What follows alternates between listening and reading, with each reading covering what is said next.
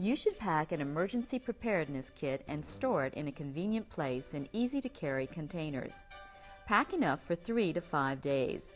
You'll need 1 gallon of water per person per day, non-perishable food, and a manual can opener, first aid supplies and medications, hygiene and toiletry items, and clothing and bedding.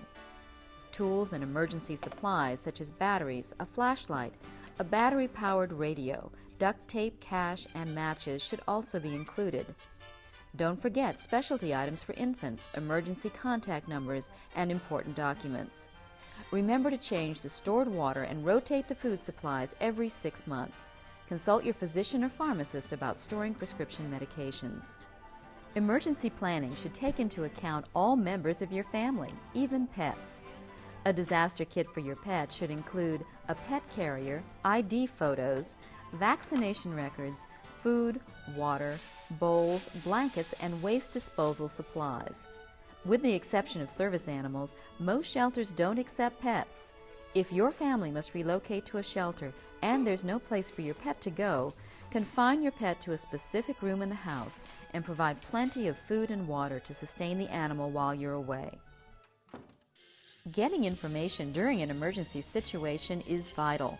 Radio and TV stations provide the quickest means to obtain this news. Channel 16 will carry Fairfax County emergency information. In the case of a power outage, have a battery-powered radio tuned to a local all-news station. You should know the phone numbers for your local utilities, your children's school hotlines, and your family physician. Also know the public safety non-emergency number and 911 for emergencies. In the event of a power loss, call your local power company. Be sure to report down power lines immediately, and don't go near them or touch anything that's in contact with them. They may still be energized. Turn off all major appliances to avoid an overload when power is restored. Food can be kept cold for a day or 2 if the refrigerator doors are kept closed. Use flashlights or battery-operated lanterns instead of candles and kerosene lanterns because of the inherent fire safety hazards.